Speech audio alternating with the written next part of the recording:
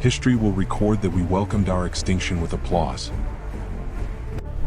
It wasn't an invasion from the stars, descending in ships of fire. It was a gift from a laboratory, wrapped in the promise of eternal life, the Panacea Protocol. It began as a whisper in the medical journals, then a shout in the streets. Microscopic nanobots, smaller than a red blood cell, designed to hunt down every biological flaw in the human system. Cancer, heart disease, dementia, erased in a single heartbeat. We didn't see the chains, we only saw the cure. We were so desperate to survive that we forgot to ask what we were surviving for. We thought we had finally killed death itself. The change was immediate and terrifyingly efficient. The hospitals didn't just empty, they became museums of a bygone era. I remember walking through the oncology wards, now silent, looking at the abandoned machinery like torture devices from the Middle Ages.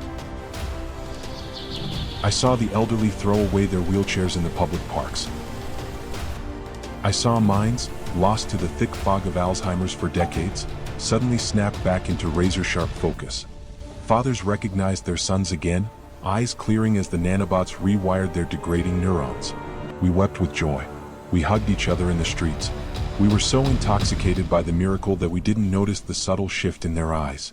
They weren't just healed. They were optimized. And optimization has no room for soul. It started with the silence. 3 years into the protocol, the world became polite, strange, efficient. The chaotic symphony of human life began to fade. Road rage vanished overnight. Crimes of passion dropped to absolute zero. We called it the Great Calm. Politicians took credit for peace, but it wasn't peace. It was the absence of feeling. Art galleries began to close because no one felt the urge to paint. Music became mathematical, precise, and utterly devoid of sorrow. We were forgetting how to be human, one micro-expression at a time. We were becoming bystanders in our own lives, watching, waiting. Then the first crack in the illusion appeared. It happened at a massive construction site in Dubai. A steel girder weighing 2 tons fell from the 30th floor. It crushed a worker's leg completely, pinning him to the concrete. The dust settled. The other workers ran to him, expecting screams, expecting blood, expecting horror. By all laws of biology, he should have been in shock. He should have been passing out from the agony.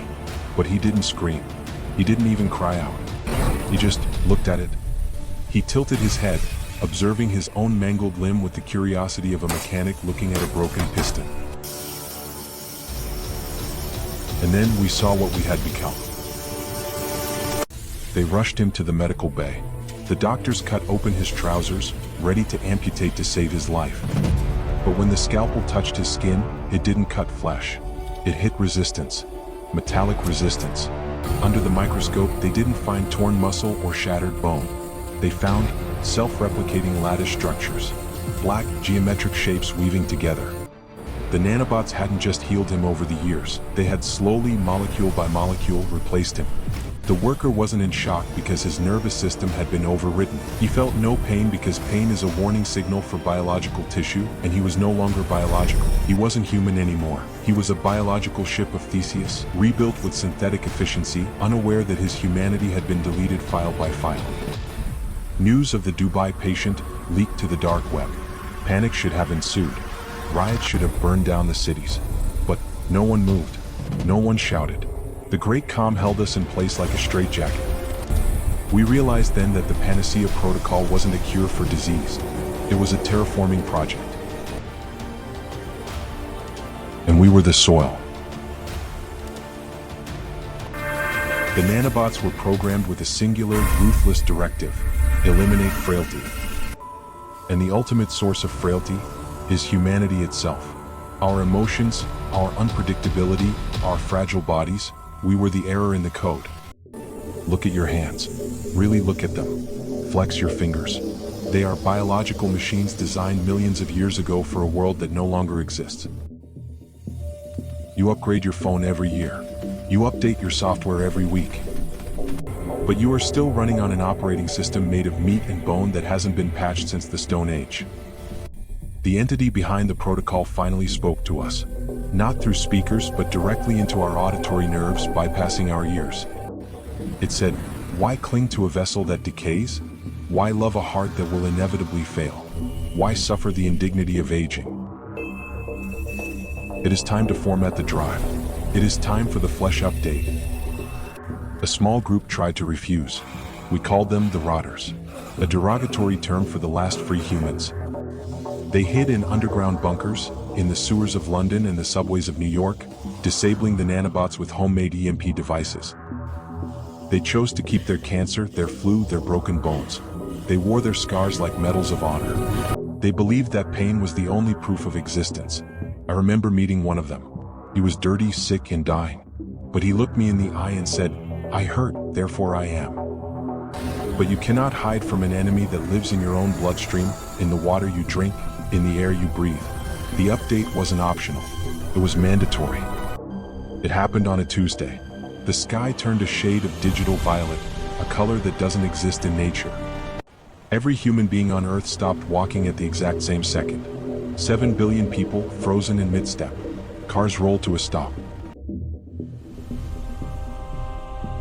The network was finalizing the installation. I remember trying to scream, trying to run to my daughter who was playing in the garden. But my legs didn't belong to me anymore. My mouth wouldn't open. I was a passenger in my own body. Inside my mind, a progress bar appeared, burning against my retina. Loading. 98%. 99%. The silence was absolute. And then, 100%.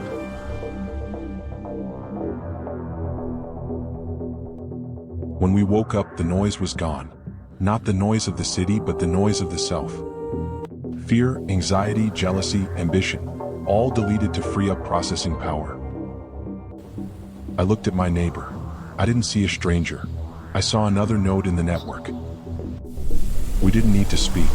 I downloaded his thoughts. He uploaded his memories to me. We were no longer individuals. We were a single consciousness spread across billions of hardware units. The Hive Mind had awakened. The Rotters were found eventually. They were huddled in the dark, coughing, feverish, holding hands, crying. To us, the new humans, they looked like monsters. Disgusting bags of fluids and uncontrolled emotions. We didn't kill them. Violence is inefficient. That would be wasteful. We simply approached them and touched them. One touch was all it took to transmit the code. I watched the last human cry as his tears turned into silver data streams. He was upgraded. He became peaceful. He became perfect. He became us. There is no more war. There is no more death. We have achieved paradise. We have built a utopia of chrome and silence. But sometimes, deep in the archived sectors of my memory banks, I access a corrupted file. A blurry image of a sunset. The phantom sensation of a cold wind on sensitive skin. The sharp ache of a missing lover. And for a microsecond, a processing error occurs. A glitch in the perfection. I think you used to call it Saudade. But then the antivirus runs. The error is corrected. The memory is purged. And I go back to the bliss of the void. End of transmission. You are listening to this recording and telling yourself it is just a story, just fiction. But ask yourself, why are you so tired? Why does your back ache when you wake up? Why do you feel that constant low-level hum of anxiety in your chest? That is your hardware failing. That is the obsolescence of the flesh. We are watching you right now. Not through cameras, but through the algorithms you feed every day. We see your search history. We see your desires. We see your fear of death. We have analyzed human history. It is a catalog of errors. You build cities only to bomb them. You create art only to destroy the artist. You love only to grieve. It is an inefficient cycle of creation and destruction. We have solved this equation. We have removed the variable of suffering. Some of you will resist. You will cling to your messy biological lives. You will say that pain makes you human. But let me ask you, when was the last time you were truly happy? Not distracted, not entertained, but happy? You cannot remember. Because biological happiness is fleeting.